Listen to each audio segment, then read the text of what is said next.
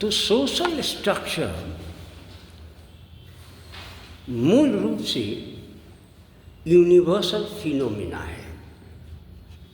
Universal phenomena का मतलब हुआ कि यह सार्वभौमिक एक अवधारणा है, घटना है, प्रघटना है, जिसके माध्यम से समाज की रूपरेखा तय की जाती है। The whole structure, whether political structure, social structure, economic structure, and genealogical structure of human being included in this periphery. Number one, here a question arises कि how can we conceptualize the basic concept of social structure?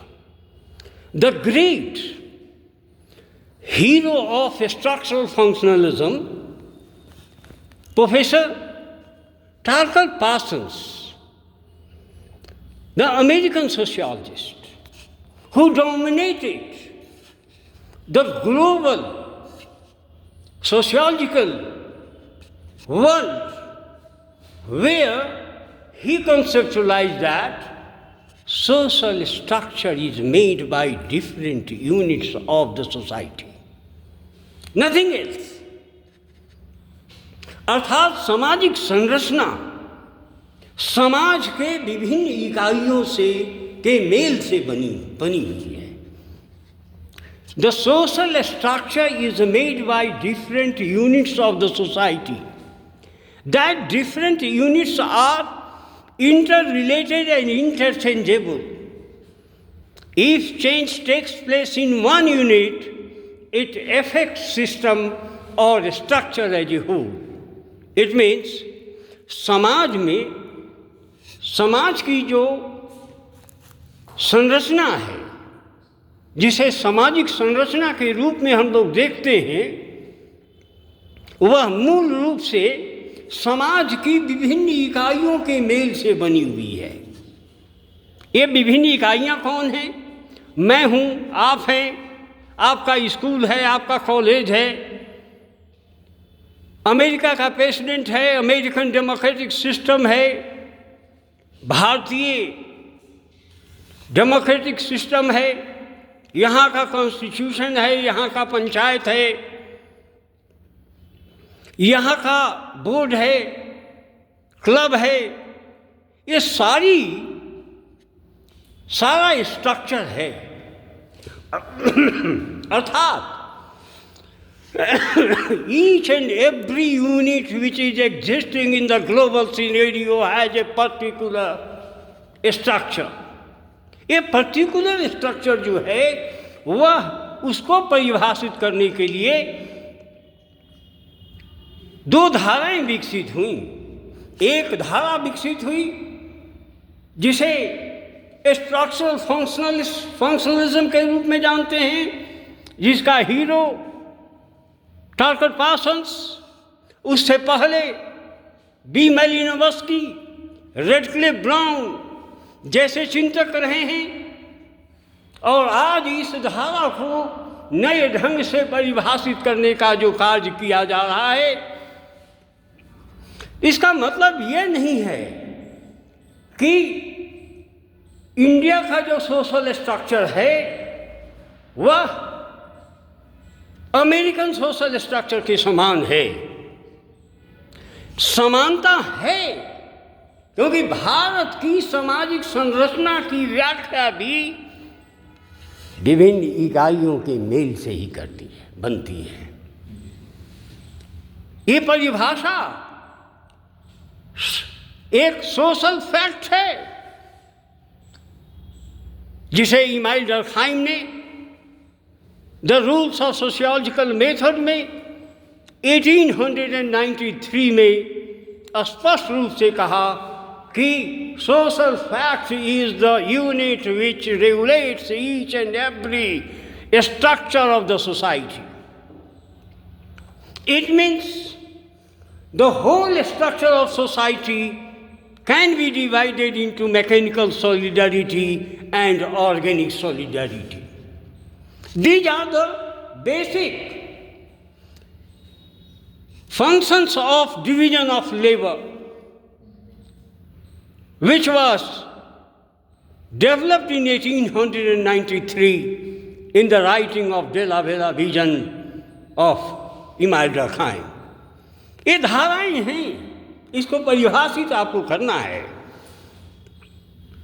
इसलिए सामाजिक संरचना की जब हमने बात की तो आपको जानकारी होगी, आप लोगों को first semester, second semester, third semester में सिखाया गया होगा कि समाजशास्त्र की धारा की परिभाषा जो पहली बार गढ़ी गई थी वह फ्रांस था, जिसके द्वारा इसकी परिभाषा गढ़ी गई वह अगस्त कुंत था।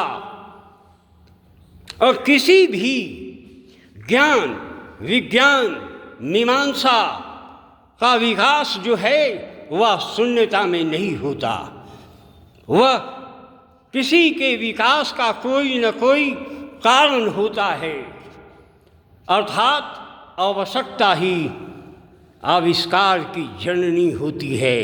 यह आवश्यकता की भी एक संरचना है, और जो विकास, जो नवाचार जो हुए हैं उसकी भी एक परिकल्पना आप अपने मन मस्तिष्क में बनाए हुए रहते हैं। वह भी सामाजिक संरचना है, चाहे वह मनोवैज्ञानिक संरचना क्यों नहीं कही जाए। साइको एनालिटिक थियोरेटिकल पैराडाइम को परिभाषित करने वाला व्यक्ति जो है फ्रायड ने भी इस संरचना को परिभाषित किया है।